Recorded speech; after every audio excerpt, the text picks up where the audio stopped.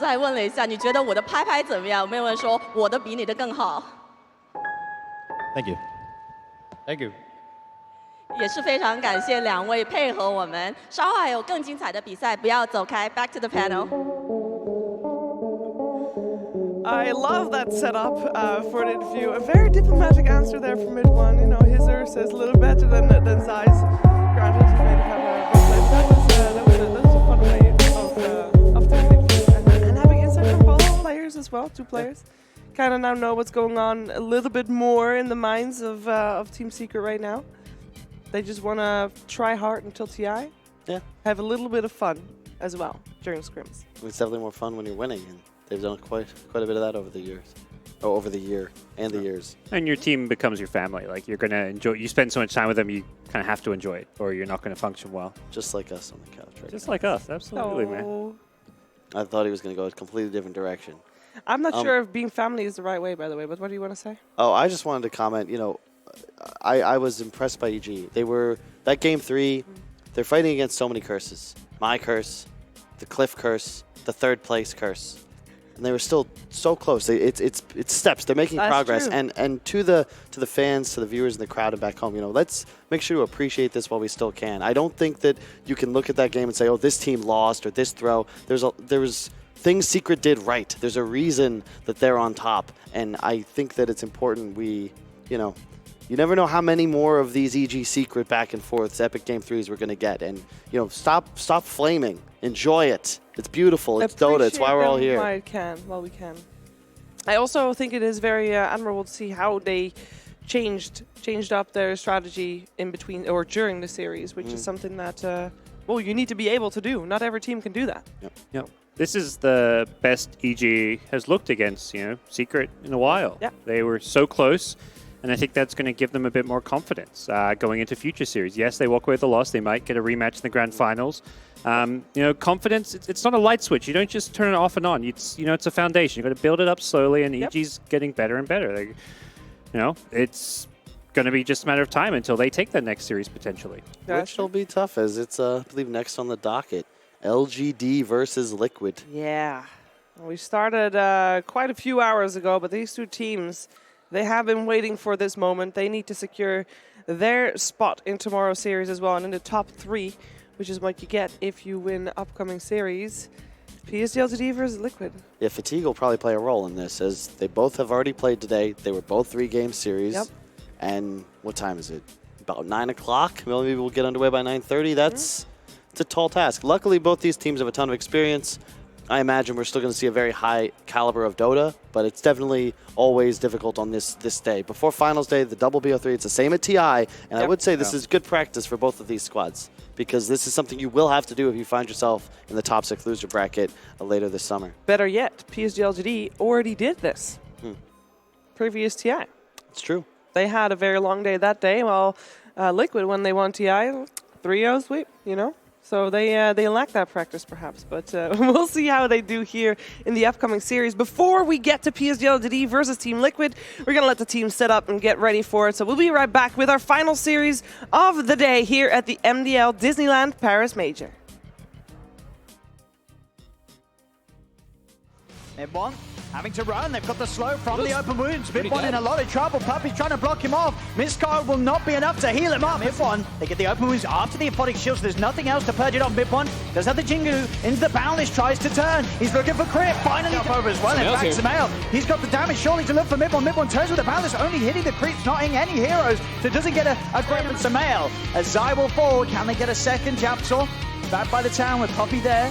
EG cannot dive any further. Bottom lane, S4. He was able to walk. Jumps back over to Fly as Fly caught away separate from the rest of his team. Secret. They got the Wukong's command. Samael trying to chase down Nisha, but Nisha, he's out with the blood. Nisha was there like the power shot. Won't say it kill him as Puppy. Aphotic shield is there. Nisha is fine. They'll turn back in. Arteezy has killed on Zai, but Zai finishes off Samael. Does have the stick charges and Yapso's presence. Zai lands the stun, the finger, bam. S4's dead.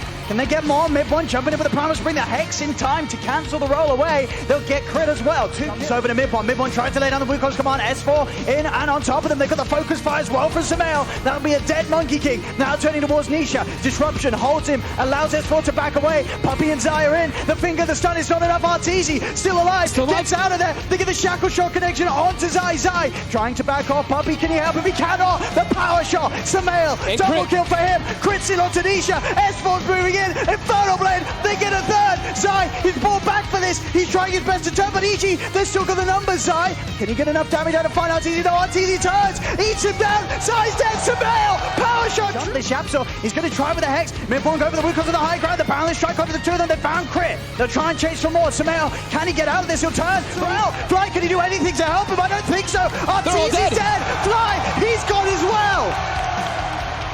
Oh my. He's trying to get in on top of Nisha. Mid one starting to rev up the Wukong Saman. S4 canceling with the start. The power shot. They killed off mid one. Can they get more? They've lost the melee rack. Secret have just going to try and get out. Now the beat getting popped by Nisha. Crit impact onto the entire team. Who roll back forward onto Puppey. Hex. Finger from Yapzor. Takes crit out. But Nisha falling low. Arteezy's got the damage. They kill him off once. They've killed off mid one. EG.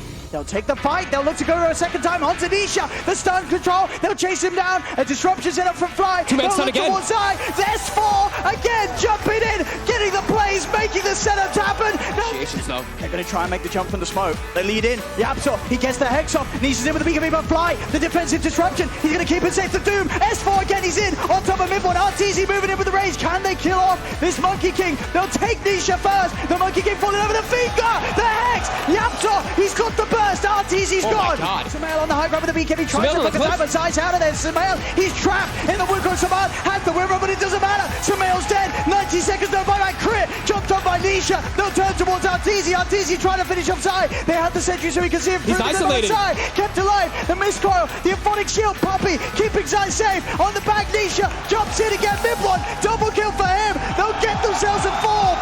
As Crit finds back, but it's a die. Mid one has to be coming for that X. It's there. Onto the stun. The Boundless is dead. And Secret here take him off the map. Onto the edge of Samael. He's back in 5. They've got Edict though, they've got this throne, it's going down, It's getting brought melting. down by everybody on Secret. It's melting as the throne will fall. GG is Crit by back, but it's a dive as the throne will. As well, he blinked, he passed.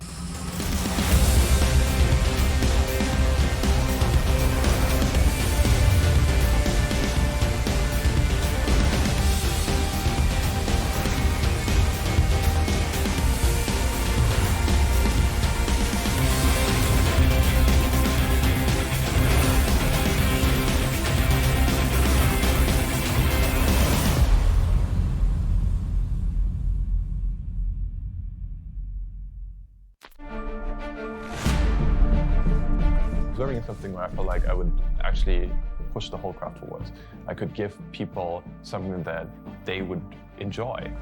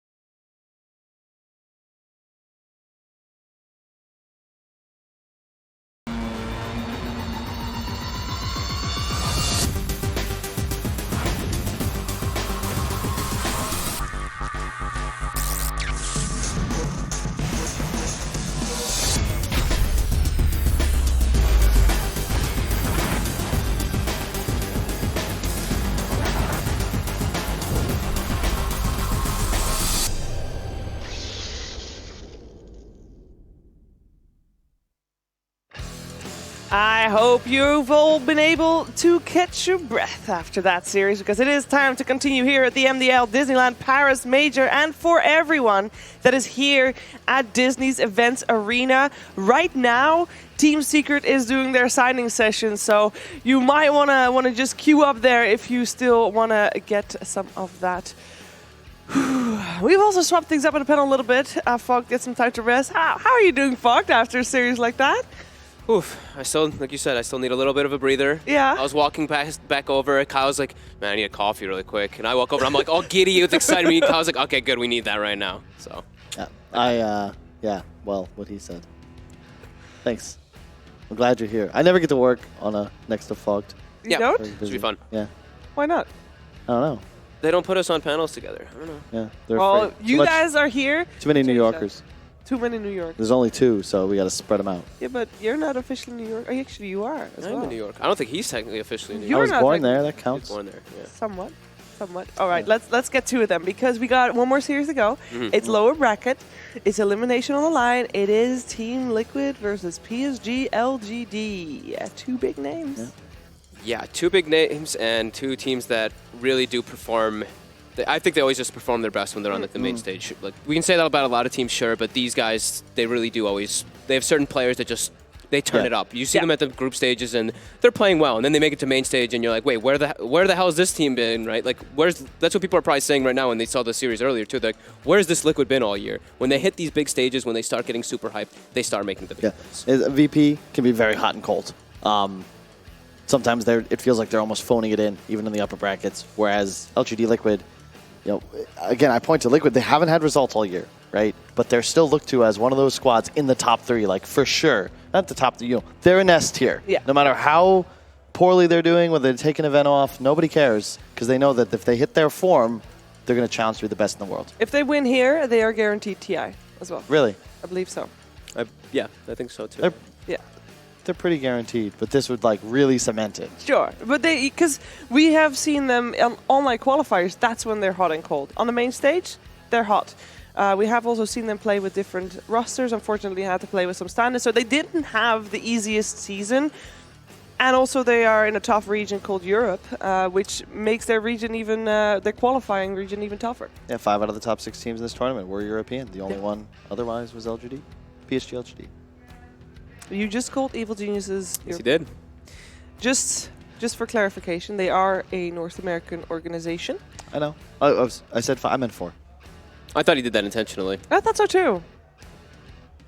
Oh no, I thought He you were bashing wouldn't. him. He I wouldn't. wouldn't do that. No, he wouldn't. I bleed blue. All right, talk to me about this series though, because we knew coming into, for example, previous series that Secret, even though it turned out not to be entirely true, but Secret had an up there compared to EG. But how about this matchup? Who is on paper the better team? Because I don't know. Before like the last 2 days, I would have said LGD, but now Liquid has just been turning up. They've just been playing incredibly well. They've been playing super aggressive. It seems like they've been able to find their stride. These drafts that they've been able to put together with Kuroki as well seems more of like the meta that we've been seeing. And they just found these heroes that work so well with their team. Yeah, I didn't think Liquid would get past top 8 personally, and I thought they were going to lose to OG today. So I guess I was wrong again. That's not an unfamiliar sight. The thing that I think after watching EG Secret, after watching the NIP EG series yesterday, I think that the team that can control tempo will have an edge, and I also think the team that has an easier time acquiring vision before engagements. And it's one of the reasons I think Secret's always down to first 2 this Monkey King.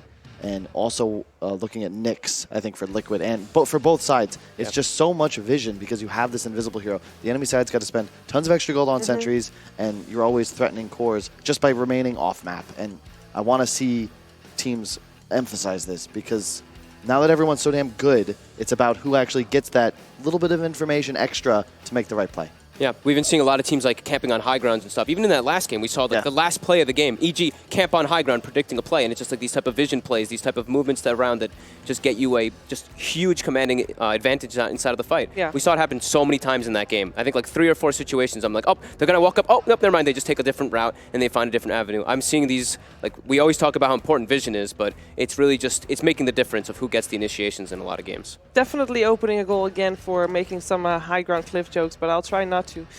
as that. I think that's been done for, guys.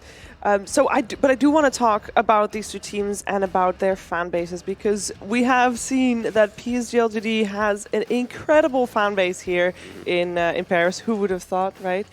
And we've also seen GH having won over quite a few fans by just bursting out in fluent French this morning, because apparently that is apparently that is a language from Lebanon that you mandatorily learn. And he had like the accent. I was just oh wow, he was perfect. It was I did not expect actually that at all. perfect. Yeah. It was just flip a button. GH will never cease. Well, nothing he does will ever surprise me, because I don't know if there's anything he can't do yet. And I mentioned, last series, Crit and Yapsor, best fours in the world. I think that it's a disservice to GH. He's got like that honorary place since TI7, and when four is like a product of when your team is playing well, and when Liquid starts to do well, GH starts to look really, really good. And I'm just hyped to see the series. The finals weekend for this sort of tournament, it's the best Dota you're going to get. And I think these teams are all peaking in terms of performance and skill. This was the tournament to secure TI. Yep. Now it's, after this, it's time to chill. Wait for August, but this is it. This is it indeed. And this is also the time for the teams to take the stage here at Disney's event arena.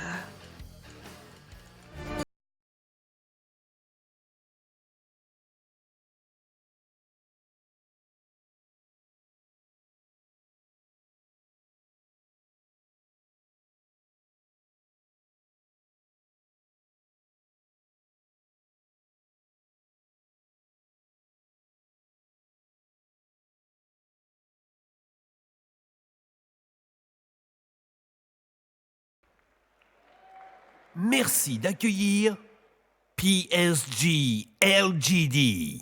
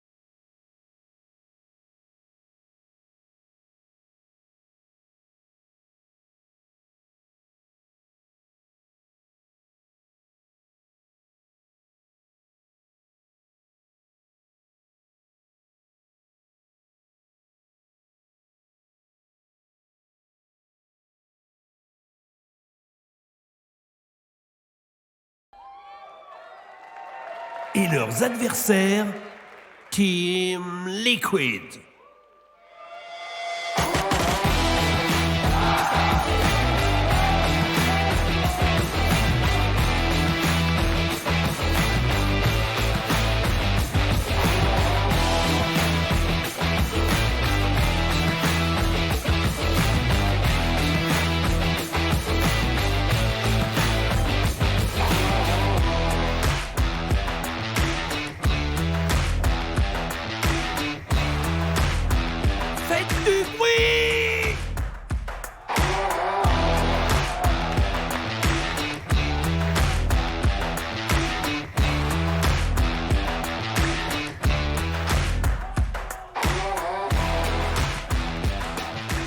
Let's try and break these two teams down a little bit in terms of how they play. Kyle, you mentioned earlier, it is all about who sets the fastest tempo and who's able to keep up. And when you're talking about tempo, you're basically talking about a position 3 and 4. So you want to start out with the 3 or the 4? 3. We're starting out with a 3. Mind Control versus Chalice. What do you got?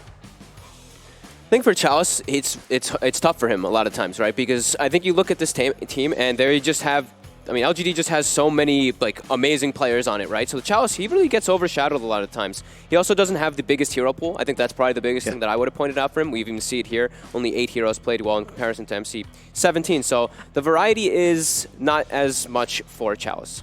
Yeah, I think that's also a product of how they've been drafting, though. Just their not as willing to experiment as other teams of their caliber.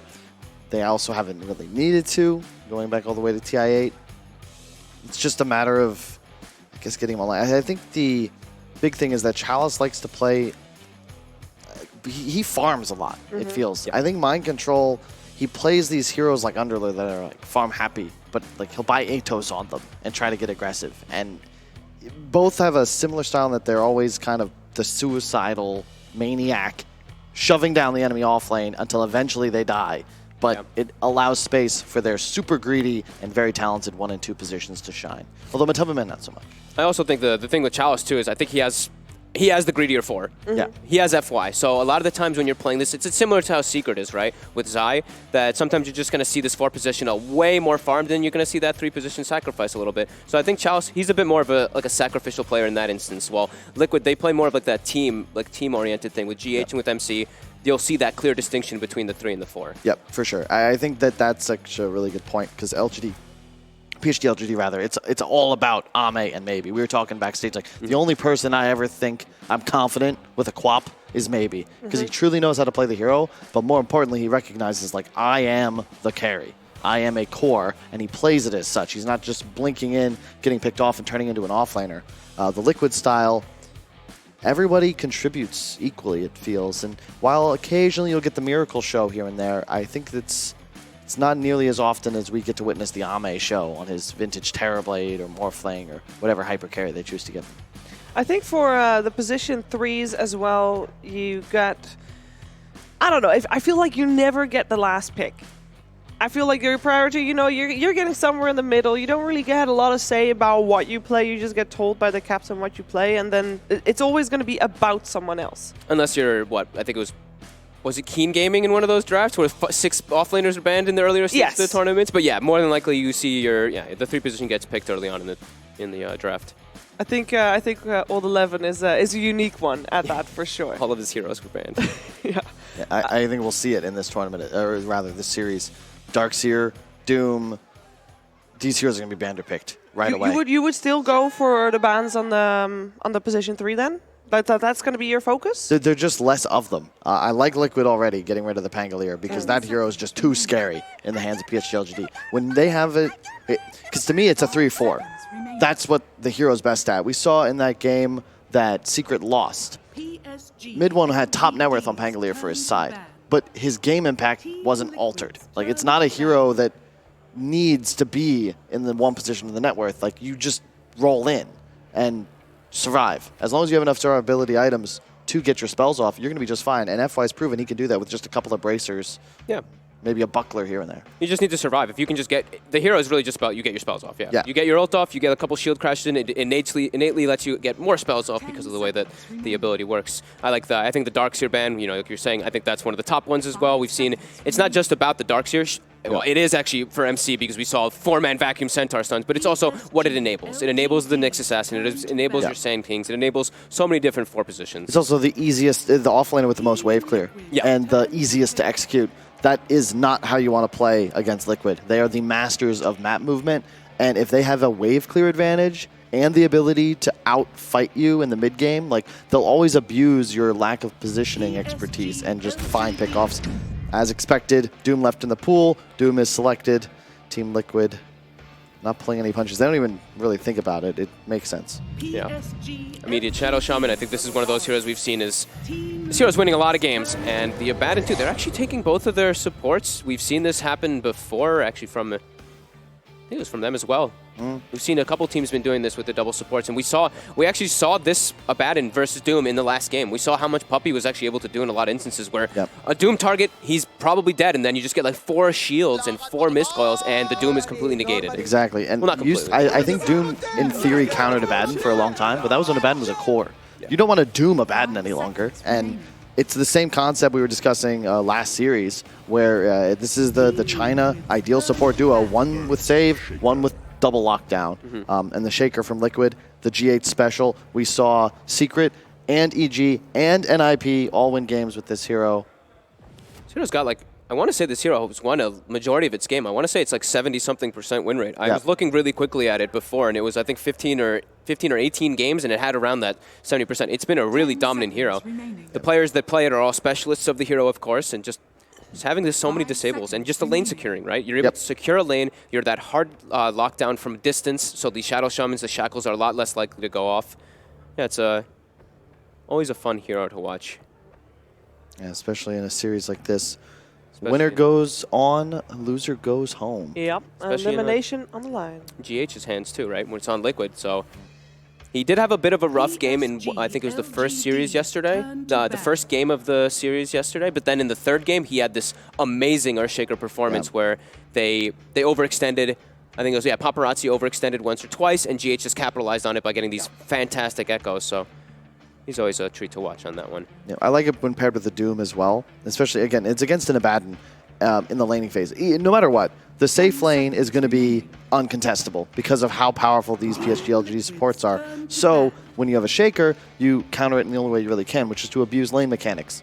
Block the wave, pull creep waves, just get Doom his own XP, and you start roaming. Then pulling the supports away from this lane, forcing them to teleport around the map to save their other cores, and it gets your Doom into the game without you needing to hold his hand in the laning phase. Yeah. I like this Brew ban a lot. I think we've seen this response to the Doom a lot of times. It used to be like, oh, Brew, you just get Doomed and then you can't get your split off. But then you're using a Doom on a Brewmaster who's the offlaner, who's kind of, that's the job, is he's the space maker a lot of those times.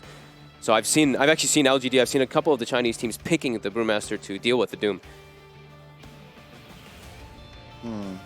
So we have seen 2 heroes today that are kind of unusual. Yeah. That I feel like I want to know if we have a chance of seeing them here. And one, of course, is going to be the Wind Ranger. Like, is that a thing that is going to be strictly to AG, that is strictly Sumail? We're not going to see that anywhere else? Nope. I don't think so either. Okay. The other hero was Crystal Maiden that we saw from Liquid earlier today. That one Hiroki made it work. I think it could be a possibility. The problem is, like, you don't even cancel shackles. That's, if you frostbite him, he just continues to shackle too, which is pretty scary. But at least you provide mana to these two, which is very nice. The Crystal Maiden could be nice for that factor, but I think there's better options, there's better options. Especially against Abaddon, you'll be able to shield stuff off. I think Grimstroke looks amazing right now for Liquid. Yeah, I think agree. playing versus Abaddon is one of those heroes that you have to get in really close to get your spells off. And if there's a Grimstroke, you can always, you soul bind him to the target. Yep. And they already have the Doom set up for it. I think it looks pretty solid for Liquid if they want to go for that one. They banned the Viper, and I know that's the Matumpa Man special, but it also means that heroes that are beaten by break mechanics are now far more valuable, notably Spectre 10 seconds remaining. And and Monkey King. yeah. I was wondering when the rest was going to come. Yeah, those are 2 heroes very popular in the meta. I think, now that Tsunami brought up the Ag's Doom, though, I really think that if you go Spectre on PSG LGD, that's the item choice for Mind Control. You actually just remove Disrupt or Dispersion. Yeah, you remove all the and passives. walk on him. Yep.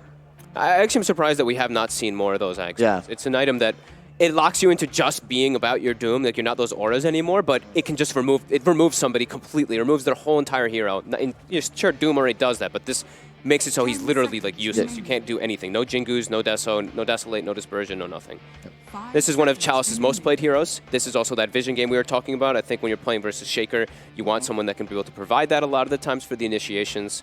It gives you more catch, and it synergizes well with Shadow Shaman always. Yep. Push. It does. Abaddon too. All 3 of these heroes provide a mechanism for increasing the speed at which they kill structures, and it's this typical PSG LGD style where they always save their last 2 cores, unless they were confident, in the days where they were opening more for Terrorblade. It's one or the other. It's either these heroes are so good, we're going to pick them immediately for our core players, or there's nothing we like too much right now, so we're going to save them for last to make sure we get them the best matchups possible.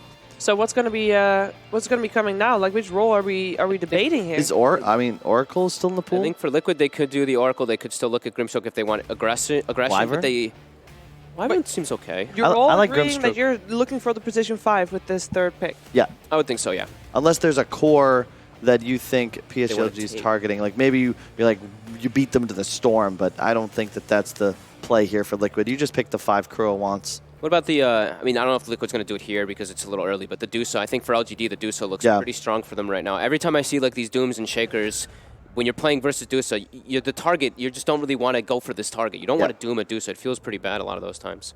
Yeah, well, it's one of those things, right? You don't remove the split shot, so if Dusa pops her ulti, you just don't care. I like that. A preemptive counter pick to a potential Dusa, to your point. Denying PSG LGD the opportunity to give that to Ame. I think Ame and Maybe have both played it recently. Razor was one of those heroes that was very contested a lot of the times in some of these series in the opener, and then sometimes he's just completely forgotten too. Yeah. We talked a little bit about vision. When you think about Beastmaster, it's kind of got the vision written all over it. Is it and actually traps from TA as well, speaking of more vision. Is that something that Liquid should be concerned about, either get vision of their own or having a way to deal with that better? Well, whenever you're outmatched in the vision department, I think it helps to have well, I'm not sure what to call it, like a buster, like a bristleback, a Medusa, something that can just walk forwards.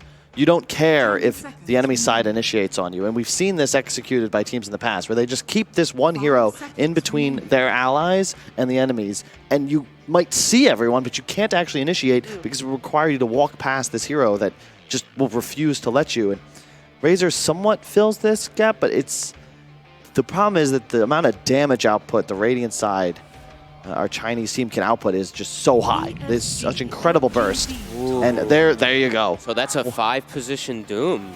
Yeah, you're right. They're switching it up entirely. They've done that before. They have. We've seen a couple. I've seen VP do this as well throughout the tournament too. So switching it up entirely, giving themselves that's a lot of team fight. Abaddon is one of those heroes that can be pretty good versus Tide, right? We've seen that one in the past where you get hit by the Ravage, you pop your ult, and you shield someone immediately to try to remove it. So that one's pretty good. But yeah, the vision right now for LGD is really high, but now Liquid has something to group around, like I was mentioning. This is the hero where you know where we're going, but come at us pretty much. Exactly. And you just plant this fat watermelon on a high ground, on a hill, and just dare PSG LGD to walk at you. The thing is, though, the pace that Liquid's going to be able to play with is limited unless the Razor gets off to a good start. Their support duo takes a lot of time to come online. They don't help lanes a crazy amount either. Like the Fissure, sure, it resets the positioning and you play with the where it is, but sometimes you can really suffer a lot when you have these two melee heroes that walking up can be a pretty tough time, especially when you're playing versus like a Shadow Shaman who's the king of the lanes. They're trying not to lose the lanes and then rotate. They can't really go in a 2-on-2 and expect to come out dominating. The Razor, I think, is who GH is really going to want to play around, find kills. Both of these melee cores of PSG LGD, if they end up in a lane against him, will suffer if they get Fissure blocked. Is that a morph for LGD on the last pick? He can turn into the Razor. It's good. Yeah, it's a pretty good morph game. I'll give you that. Looks pretty nice. The disable's pretty limited.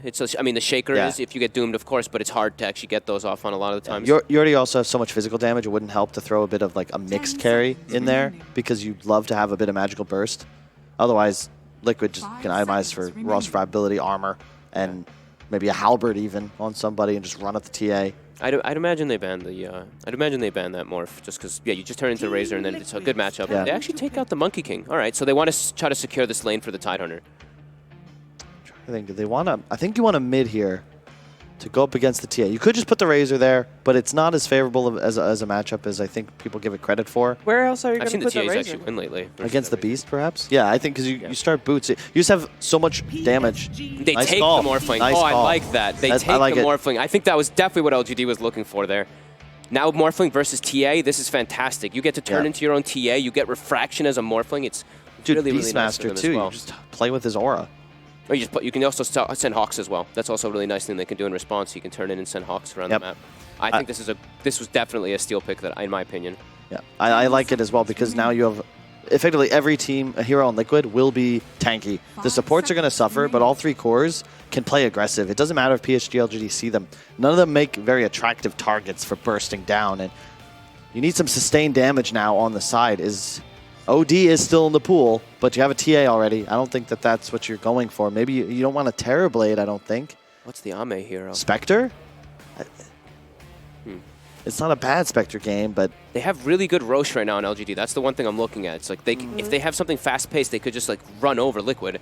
It's like, do you want to go all in? If you go for something like Ursa, you're very all in, and I don't know if I like that. I think they probably want something that they can like fall back on. Well, I could list Ame's heroes, but he is very diverse. So he's played a lot of different heroes over the last couple of days. Especially Void? lately, I've been seeing him playing like, I mean, he's been loving his Void, but he's also been throwing back to like lone druids and heroes that I didn't see, and it is going to be the Ursa. I thought it might be just because they might go for this all in, and now it's the lane versus the Tidehunter too, but this is very all in. If they don't end up like getting like, if they don't have a big advantage and get several Roshans, Liquid could just wait to the later stages of the game, and then this Morphling can just have an incredible game. Yeah, it's cool though. I like when you see two distinct styles going head to head. PSG, they need skirmishes, they need map control, they need to abuse the pace, the vision that we've been harping on over and over. Liquid, you want to slow the game state down as much as possible. If people are going to die, make them die on the enemy side of the map, preferably around that Radiant Tier 2 area. Keep them away from Roche, slow the game down, get the Morph online, take a huge fight with Ravage in a choke point or around the Roche pit, spin it around. It's very specific. That's the kind of game we have. Does that mean that you favor PSG LGD because it's easier to execute drafts? It's tough. I'm not sure, actually. I feel like it comes down to play. It's going to be a mistake here and there that could decide everything. Although I think Liquid definitely have a higher degree of execution for their lineup. They don't have that real catch hero until GH has his blink. You want to have any final words? I think I'm liking the pace. As long as LGD can set the pace, and we were talking about how important tempo is, I think they can actually just run over this game. But if Liquid's able to hold back, they can definitely fight, and they have a really strong late game with this Morphling. It should be an exciting one for sure then here for the first one of this lower bracket matchup. And it's time to head over to our commentary duo of the night. It is OD Pixel and Gods. LGD versus Liquid. We've had some great series today. This is another treat to end the night with, as this best of three kicking off. LGD looking to run them down with a fast drought. Will it work, Parker? It definitely can. I mean, they've got a way to win these lanes, just roll over them, take every single Roshan. But if Liquid can hold on, Morphling, late game. He is the king of the late game in this game. Well, we'll see as we look to get ourselves started into the action here between these two teams. What do you think sort of stands out the most for you from Liquid's draft? This sort of final pick, Morphling, is there going to be the space and time for Miracle to have a big impact? I mean, the Morphling as the big carry, but also the team fight. Pulling out this Tidehunter with a support Doom gives them something very different with their draft. Well, let's find out as we get ourselves started. PSG LGD contre Team Liquid.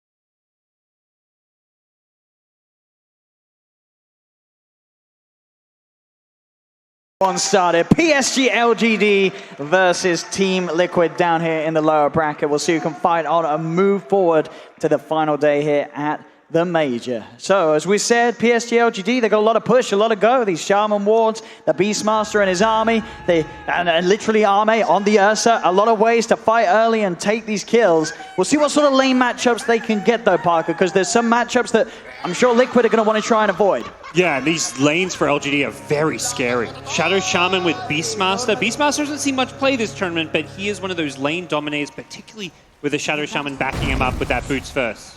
We'll see a start off here as GH trying to block off X-Nova. Won't quite have the damage to finish him off as X-Nova is able to get away, but now starting to reveal those lanes. Liquid got 3 bounties. Good start. And the matchups all seem to be Mind Control getting that matchup against the Beastmaster on his own. Unless Chalice does want to move, and it looks like they will indeed move. They absolutely want to force this Arme Ursa against the Mind Control Tide in that 1v1. Yeah, so a small edge for Liquid early on as it's LGD who has to make the first kind of lane swap. The reason they got 3 bounties is because this Shadow Shaman is camping this mid lane, hoping to snipe a courier with this boots first. You don't see this too often, and they're hoping that it might catch Liquid by surprise. Oh, Fissure block. They won't dive too far, though. TP is going to be inbound by the Shaman, and that does mean that the space and safety is now granted for the courier to be delivered out on mid towards Matumba Man. And he wasn't waiting for the Shaman to leave or anything. It just so happened that Matu didn't need the courier just yet or didn't have the money for his Wraithband recipe, so a bit unlucky. Quick trip back to base from Xnova as he'll look to move himself around the lanes, get the refuel on both HP and mana. And this mid lane, we'll see how it does play out. The way that maybe he has entered into the lane, we've seen sometimes just coming into the lane with the boots. That won't be the case for maybe. Does start off still with the standard stat items on the TA. And that will allow that edge to be there for Matuma Man's Razor. 5 for 5 against the 3 for 0 with these constant static link usages. Yeah, he should win the lane on Matu's Razor, but he's not going to necessarily out-farm the TA because of that, because TA can fall back, farm the jungle, and Razor probably not going to be able to just max the passive if you want to dominate the lane as hard as you can. And with the lanes as they are, Liquid keeping the 3 down bottom, meaning that Mind Control will continue to be left alone against this Arme Ursa lane. There's no movements there, just also Xnova making sure the Mind Control has the struggle of getting close to that creep wave up top. A lot of space will be granted for that top lane Ursa. Yeah. Liquid understand the Morphling is their way to win this game. He's the big hard carry. With the Fisher block off, onto Chalice. He's got to take the long route round to try and get himself back to safety. Slowing him down, blocking him off FY, making sure the Miracle can't get in to continue the chase, but Kuro and GH doing a pretty good job of it just between the two of them. Chalice has the movement speed to get back underneath that tower and will avoid the kill attempt from Kuro and GH. They were hoping they might get another fissure, but it just wasn't quite coming back up. Another block up now. It's a pretty good one. They're going to have to cut through quite a few trees to make it back to safety as they're trapped here. FY and Chalice, can they get out? They can't. Miracle claims first blood. They'll also get the Infernal Blade slammed down onto Chalice, forcing him back around the tower. GH still has his eyes on him and they push the creep wave in. They can stay a little aggressive onto him. Chalice trying his best to hide out. Now the TP comes back in from FY. They're diving forward. Another Fisher gets the lock off. Double kill for Miracle as they clean up both of them. And now FY wants to get on his own. Has to be very, very careful. GH with these Fishers setting up success for Miracle. Yeah, we talk a lot when there's these Doom lanes about which is like the ideal creep to get. With a tri-lane, this Thunderclap from the Hellbear is incredible. It's 150 damage nuke with a slow. Radiant's top tower is under attack. Top lane Mind Control, trying to find the best way to play this lane around the Ursa and the Abaddon, making those pull attempts. Does TP back to the tower. But again, bottom though.